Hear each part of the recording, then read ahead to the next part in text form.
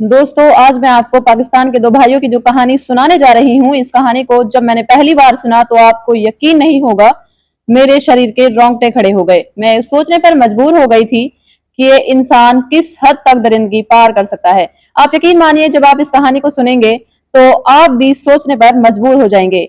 आपकी भी रूह कांप जाएगी कि वाकई में ऐसी घटनाएं भी हो सकती हैं। नमस्कार, सत श्री अकाल, अस्सलाम वालेकुम। मैं साजिया आज लेकर आई हूँ एक सच्ची घटना जो है पाकिस्तान की। इस कहानी की शुरुआत होती है 2011 में। दरअसल पाकिस्तान की राजधानी इस्लामाबाद से 200 किलोमीटर दूर जगह है दरियागंज, जहां दो भाई रहा करते थे। एक का नाम था मोहम्मद फरमान अली और दूसरे का नाम था मोहम्मद आरिफ अली। इनकी उम्र महज 30 से 35 साल की थी और दोनों की उम्र में लगभग 4 से 5 साल का अंतर था। इन दोनों भाइयों की शादी हो चुकी थी और दोनों के बच्चे भी थे। ये बहुत गरीब परिवार से थे और ये दरिया खान के जिस स्थान पर रहते थे वहां पर और भी बस्तियां थी। उनमें से फरमान अली पढ़ने में बहुत होशियार था, जिसने 10th क्लास तक की पढ़ाई की थी, लेकिन बाद में छोड़ दी। लेकिन 2010 में इन दोनों की बीवियों ने इन्हें छोड़ दिया और अपने बच्चों को लेकर वो वहां से चली गई। जब उनसे कारण पूछा गया तो उन्होंने बताया कि ये बहुत मारते पीटते थे और सबसे अजीब बात ये थी कि ये कई कई दिनों के लिए घर से गायब हो जाया करते थे। काम धंधा भी ठीक से नहीं करते थे, इस कारण इन्होंने इन्हें छोड़ दिया था। लेकिन दोस्तों, 2011 में अप्रैल में अचानक से एक ऐसा वाकया होता है जिसकी अगले 24 घंटे में जो ये बात थी पूरे पाकिस्तान में फैल जाती है। दरअसल भक्कर इलाके में जहां ये दोनों भाई रहा करते थे, वहां पास में ही एक कब्रिस्तान था जिसमें उस दिन एक 24 साल की लड़की की लाश को दफनाया जाता है, जिसका नाम था शारा परवीन और जिसकी मौत हुई थी कैंसर के कारण। उसके घर वाले उस लड़की को कब्रिस्तान में दफना कर चले जाते हैं और अगले दिन वो कब्र के स्थान पर फिर आते हैं कब्र का मुआयना करने। लेकिन वो उस वक्त कब्र को देखकर चौंक जाते हैं। वो देखते हैं कि कब्र के साथ कुछ ना कुछ छेड़खानी की गई थी और ऐसा लग रहा था कि वो कब्र किसी ने खोदी है। उनको शक हो जाता है और वो कब्र को खोद कर देखते हैं और जैसे ही उन्होंने कब्र को खोद कर देखा, वैसे ही उनके पैरों के नीचे से जमीन खिसक जाती है। वो देखकर चौंक जाते हैं कि कब्र में उस लड़की की लाश गायब थी। वो फौरन पुलिस को इसकी इत्तला करते हैं और देखते ही देखते बहुत तेजी से ये खबर पूरे पाकिस्तान में फैल जाती है, क्योंकि पहला ही ऐसा वाकया हुआ था जिसमें कब्र से लाश निकालकर उसके साथ रेप किया जाता है, जिसमें एक शख्स को पकड़ा भी जाता है। तो लोग इस घटना को उसी के साथ जोड़कर देखते हैं और पुलिस पर गुस्सा होते हैं। अब पुलिस जांच में जुट जाती है और उस कब्रिस्तान के आसपास रह रहे लोगों के पास साथ में पूछताछ करती है। तभी कहानी में एक नया मोड़ आ जाता है। एक शख्स पुलिस को एक व्यक्ति की खबर देता है और कहता है कि इस व्यक्ति को बहुत बार इस कब्रिस्तान के आसपास देखा गया था और उसके घर में टोने टोटके भी किए जाते हैं। उस ये खबर इंस्पेक्टर को पता चल जाती है और वो घर दो भाई फरमान और आरिफ अली का था, जहां पर ये दोनों भाई अपने माता पिता और एक बहन के साथ में रहा करते थे।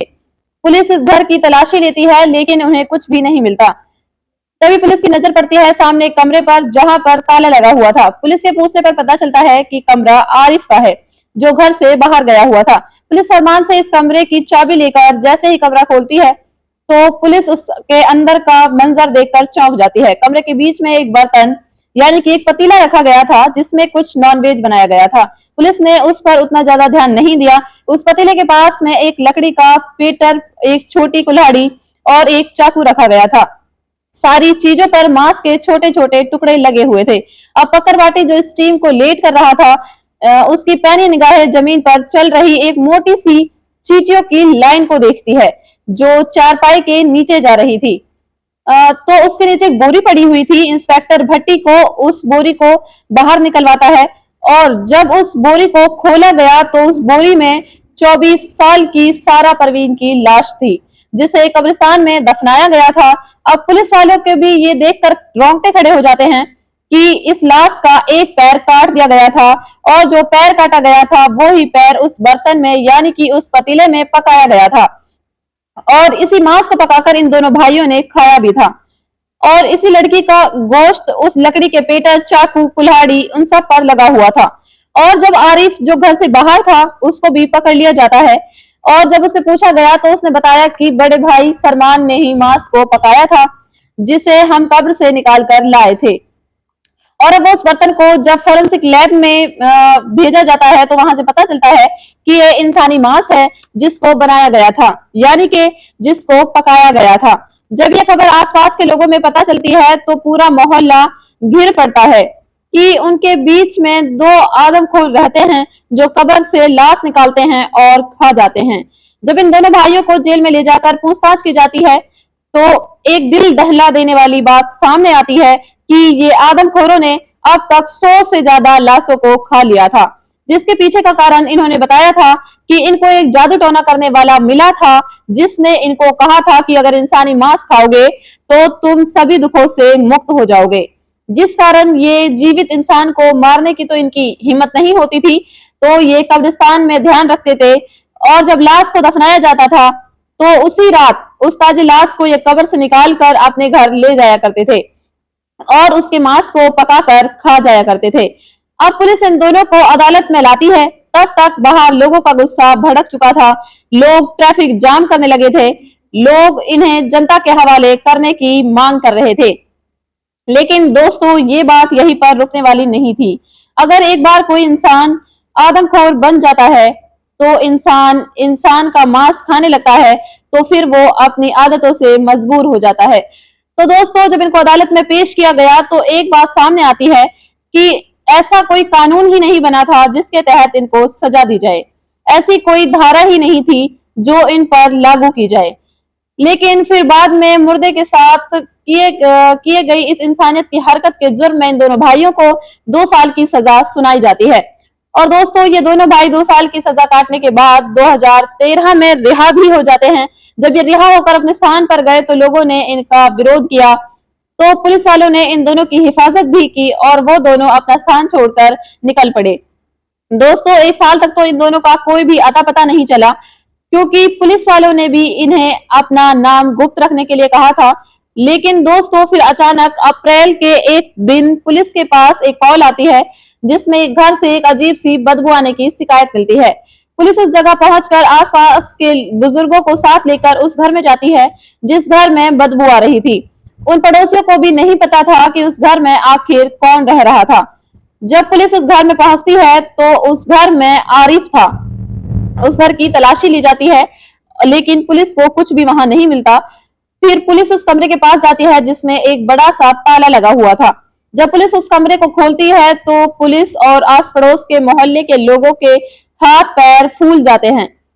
कमरे के बीचों बीच एक बच्चे का कटा सर पड़ा हुआ था।